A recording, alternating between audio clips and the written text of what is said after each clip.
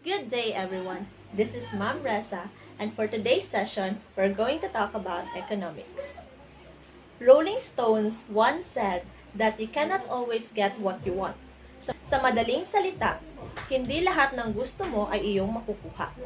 Like for example, gusto kong uminom ng milk tea ngayon, at saka ang sarap din kumain ng burger, prutas, at saka fries at the same time. But unfortunately, I have only 50 pesos in my pocket. So, it is clear, given this limited financial resources, hindi ko makukuha yung gusto kong milk tea, hindi ko rin makikain na yung burger nga gusto ko, fries at saka prutas ng sabay-sabay.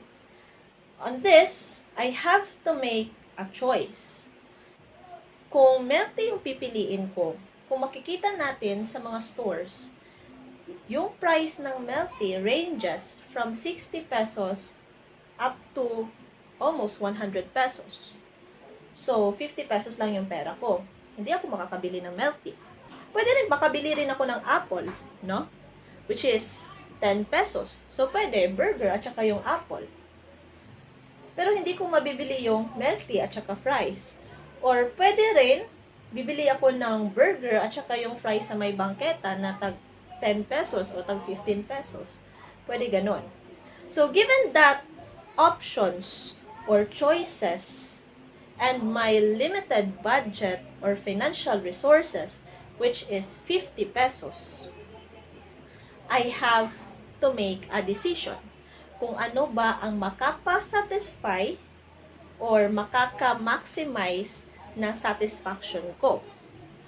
And that is how economics works.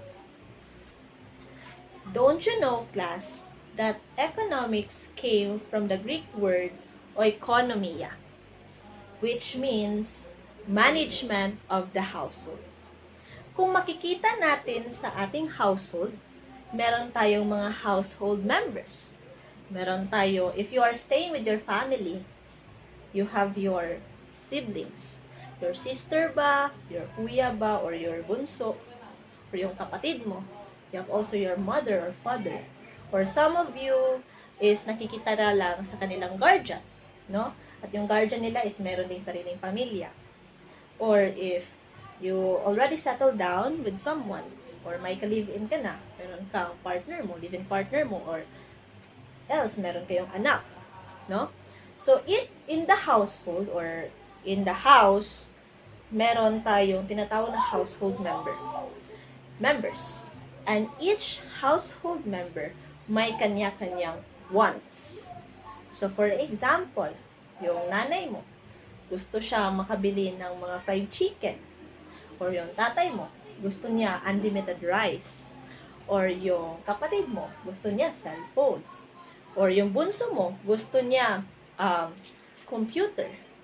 But if you will see the family income, sa tingin mo, enough ba to sustain wants sa each household member? And take note, meron pa kayong bills na babayaran like electricity or kuryente, tubig, that is very basic. Or kung nagre-renta kayo, babayad pa kayo sa rent. Meron pang pambaon ni junior or pambaon ng mga kapatid mo or pambaon mo. At meron pang school na kailangan babayaran. So, see, given the wants na nasa households and the limited resources, for example, the family income, you need to manage your resources to maximize the satisfaction of the households. At dyan, papasok si economics. So, given those scenarios, we are talking about limited resources and unlimited human wants. Alam mo, ang tawag sa phenomena na yun ay scarcity. Given this limited resources, you need to satisfy the unlimited human needs and wants. So, kaya nga, si scarcity is the central economic problem or main economic problem. So, lahat ng mga bansa or nations, whether you are rich country or poor country, makakaranas ng scarcity. Kasi hindi naman lahat ng nasa rich nations is meron silang enough na natural resources. O meron silang capital at saka yung skills. Pero, kulang naman sa mga natural resources. Meron din namang mga bansa na abundant in natural resources and also labor, pero wala silang capital like machineries or tools and equipments. So that is why meron tayong tinatawag na scarcity. At yan ang main concern ng economics. Okay. So economics has been defined in many ways. Others said that the economics is the study of allocating resources to satisfy human wants. This is also a study of production, consumption, and distribution of human activities. Also, others would say that economics study on how to deal with scarcity, yung sinabi ko kanina. Others would say that economics is the study of making choices in using scarce resources to maximize satisfaction.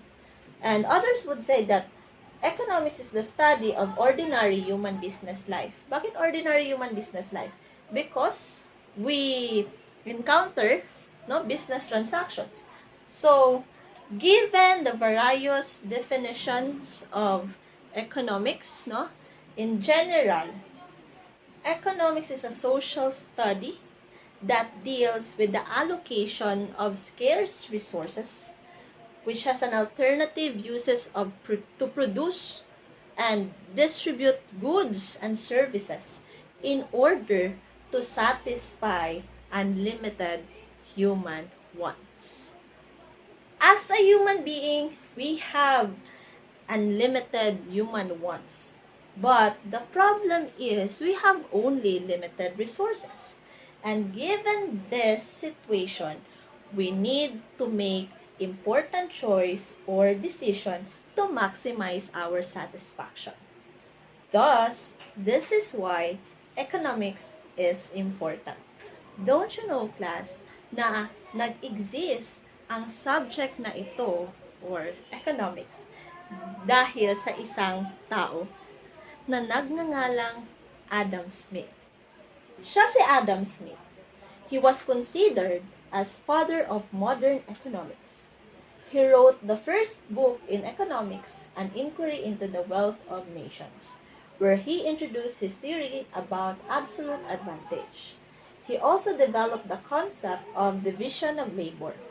He also developed the theory of invisible hand, which refers to the invisible market that brings a free market to equilibrium with levels of supply and demand by actions of self-interested individuals that will end up in maximizing social benefits.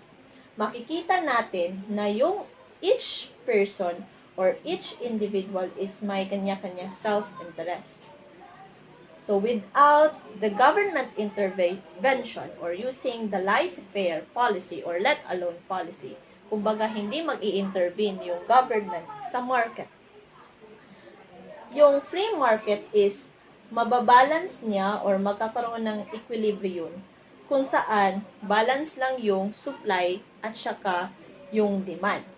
So actually, hindi lang naman si Adam Smith. Siya lang yung nangunguna kung bakit nagkaroon ng economics. Marami ding mga philosophers or mga researchers or even mga experts and economists ang aambag ng kanilang ideas in order to add concepts about economics. Kung nababasa nyo sa whiteboard, may tanong dyan, why do we need to study economics? So, I know na based sa scenario na binigay ko kanina, meron na kayong idea on why do you need to study economics. Don't you know, class, that having knowledge in economics is important to all sectors of the economy? So first, let's talk about the businesses. This course can help them to predict or forecast the future of their business. They will be guided on how to make the optimal decision given an array to follow by using economic theories and tools. Businessmen can analyze the impact or effect of a certain economic phenomenon on the business and the economy as a whole. Also, economics is very important to ordinary people. Economics can help them realize that management of their resources such as budget, savings, and investments are an important part of their daily life. They should be able to understand and apply economic theories in their day-to-day activities and making choices and decisions. Having knowledge in economics will make them understand and appreciate the flow of the economy. People can draw insights to the problems of growth, development, inflation, and unemployment. Also, economics is very important to the government and also to the policymakers. Studying economics can guide them in policy formulation and evaluation, especially on policies related to trade, taxation, poverty, prices, interest, rate, foreign debt, and other economic concerns. Through this policy, administrators and implementers can give them objectively achieve their goals of these policies by having a knowledge or an understanding about economics. So, kung kayo gusto nyo maging policy maker or government administrators in the future, magagamit nyo ang economics in doing decisions or in making decision for your country or even for your local government that can also affect the lives in the society. Now, let's proceed to the division of economics. Economics can be divided into two main branches. We have the microeconomics and the macroeconomics. So, ano bang pinagkakaiba ng microeconomics at saka macroeconomics? So, I know you've been thinking already na kapag sinabing micro, maliit. Kapag sinabing macro, malaki. No? So, ang microeconomics, it is the study under economics that deals with the behavior of individual units. Sino-sino tong mga individual units? In the economy, we have the firms, the industry, and the market.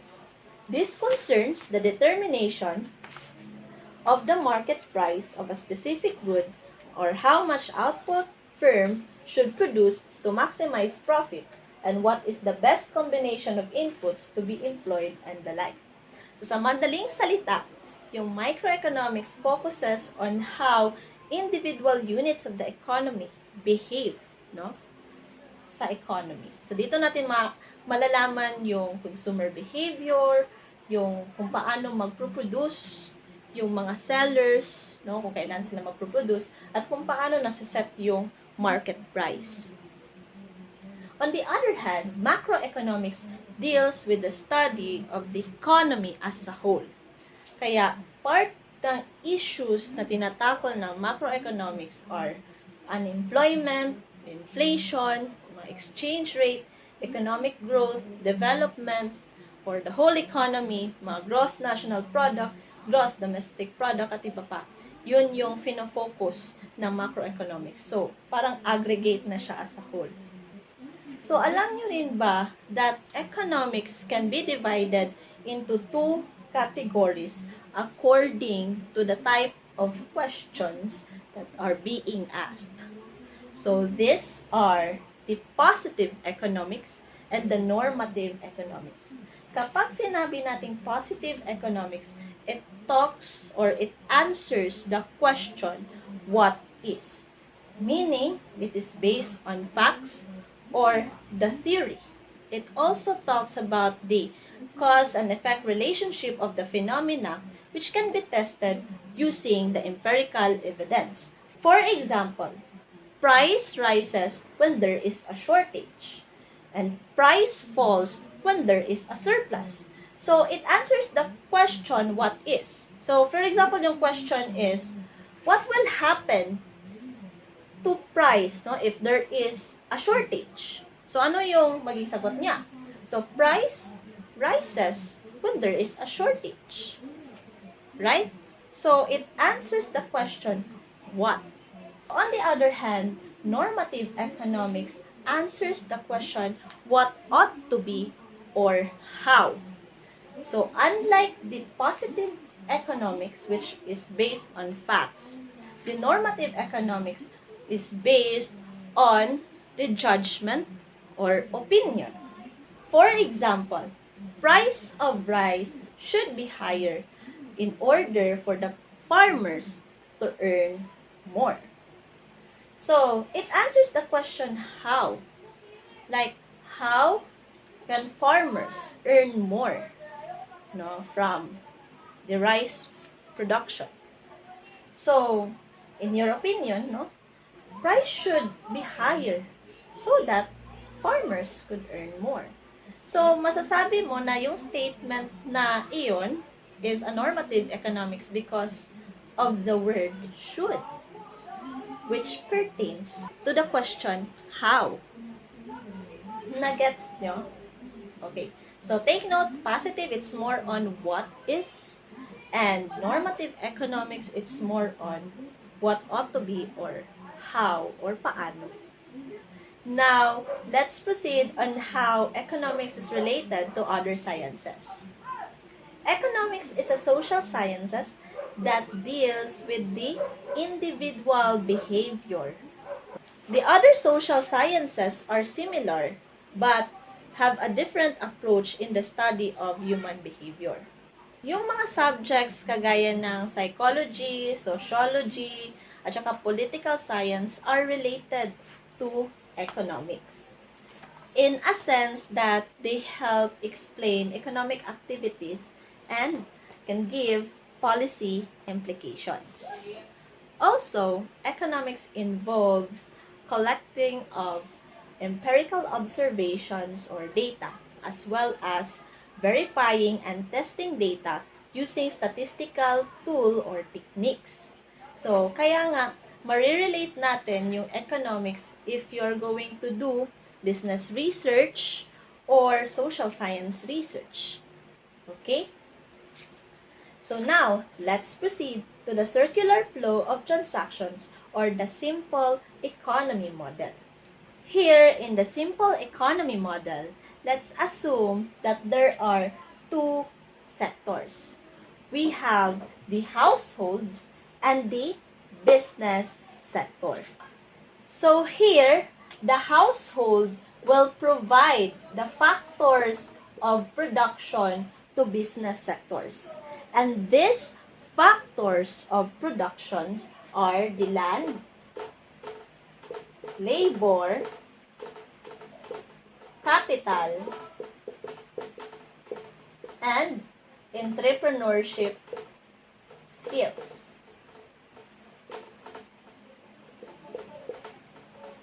So these are the factors of production. In return, si business sector ay magbabayad kay household in the form of wage for labor, rent for land, interest for capital, and profit for the entrepreneurship skills. Okay? So, ang tawag sa transaction na ito is what we call the factor market. Why is it factor market? Because it involves these four factors of production, which are the land, labor, capital, and entrepreneurship skills. Okay? So, gagamitin ito ni business sectors in order to produce goods and services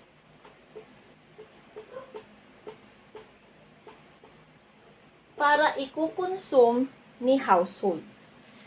And these goods and services will be used as for the consumption, expenditure na mapupunta kay business sector. So, consumption, expenditure.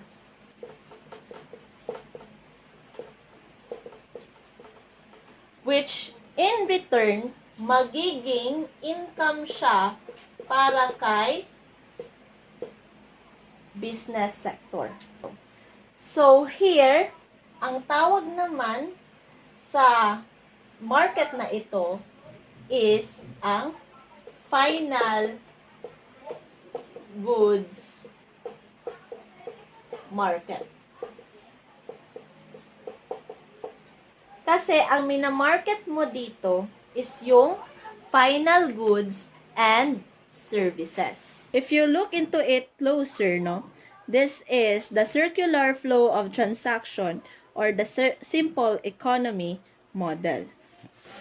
Sa model na ito, merong concept, no, of give and take between kay household at saka kay business sector. Now, let's proceed to basic economic concepts. When we say model, yung kanina na pinapakita ko is an example of model. Model refers to a tool used by economists to explain economic phenomena. Just like in my example kanina, in-explain ko yung circular flow of transactions between the household and the business sector. Model uses assumptions to simplify reality, and these are made which deduces how people behave. So, kanina sa example ko about simple economy model, nakikita nyo how household and business sector transacts with each other. So, another basic concept is theory. Theory is an explanation of why things are as they are, kung bakit nangyayari ang lahat ng bagay. This can be used to explain the cause and effect relationship of phenomena. This can be also used as basis to predict a certain phenomenon. So another basic concept is the hypothesis. So this is a conjuncture or proposition that is subjected to empirical verification. So, sa hypothesis, kailangan mo siya ma-verify kung totoo ba yung hypothesis na yun o hindi. For example, there is a significant relationship between income and consumer behavior. So, yan yung hypothesis mo. And using empirical evidences, you have, or using your data, you have to verify that hypothesis. So, for example, lumabas sa data mo using a statistical tool na significant nga yung relationship ng income at saka consumer behavior. So, on this, you may conclude that this hypothesis is true. Right? So, yun ang hypothesis. Another basic concept is the economic efficiency. Economic efficiency is experienced when firms are able to reduce the per unit cost of producing the output. In simple terms, the firm maximizes the output at lowest possible cost. Mangyayari ang economic efficiency kung marami kang na-produce na good, no? Or marami kang na-maximize mo yung production, given na low lang yung inputs na nagamit mo or low lang yung cost na yung na-incur. Another basic economic concepts, no, are goods. So, pag sinabi natin goods, yun yung mga bagay na nakukonsume natin or yun yung mga wants natin, no? So, the goods can be divided into tangible and intangible things that can satisfy human wants. So, example ng mga goods are food, shelter, at saka services. Kapag sinabi natin tangible goods, yun yung mga goods na nahahawakan natin. Like mga food products, yung mga clothes, yun, nakikita natin at saka nahahawakan natin. However, meron tayong tinatawag na intangible goods. When we say intangible goods, yun yung mga goods na hindi natin nahahawakan. Pero sometimes nakikita natin, or sometimes nafe-feel natin, or nakukuha natin. No? But hindi natin nahahawakan. For example, professional services or teaching professional services, no? Yung knowledge from your teacher, hindi mo yan nahahawakan. So that is considered, the knowledge from your teacher, from his or her teaching services, is considered as intangible goods. Kailangan natin malalaman that there are different classifications of goods, no? Meron tayong tinatawag na free goods. When we say free goods, these are the goods that are abundant and can be acquired at zero price. So, ano yung mga goods na na-acquire natin at zero price? For example, air. Nakalanghap ka ng hangin for free, oxygen. Right? Another is we have economic goods. No? These are goods that are scarce or limited and can be possessed at a price. For example, yung mga nakikita natin na mga raw materials. No? Kapag bibili tayo ng raw materials, may bayad. Mabibigyan natin ng price yung isang bagay kapag limited lang siya. Another is the final goods or the finished products, which are those that are ready for final consumption. So, lahat ng mga ready for final consumption are considered as final goods. Then another, we have intermediate goods or semi-finished products, which are those used for further production of a good into finished product. No? So, intermediate goods, for example, yung raw materials. Or another is ingredients. For example, yung final product mo is mango float. So, ano yung intermediate goods dyan? Meron tayong mangga, sugar, yung grahams. Those are what we call intermediate goods. So, take note that both goods and services are considered as products. Products are the output produced with the use of resources, and resources are referred to as factors of production, which are classified into land, labor, capital, and entrepreneurship skills. When we say land, this refers to all natural resources, including land, and everything beneath and above it. So, lahat ng kinatatayuan natin, makukonsider natin as land. Labor, it refers to human resources. They are employees, professionals, and skilled workers. Capital, on the other hand, refers to the good that can be used for production. For example, we have tools, machineries, and equipment. And another is we have entrepreneurship skills. This refers to the knowledge on how to plan, organize, and manage production. These skills can be used to put together the other factors of production in order to produce goods and services. So, kanina, we are talking about the basic economics concepts. And dapat pagkatandaan niyo yun. Because in dealing with this course, we will engage those basic economic concepts.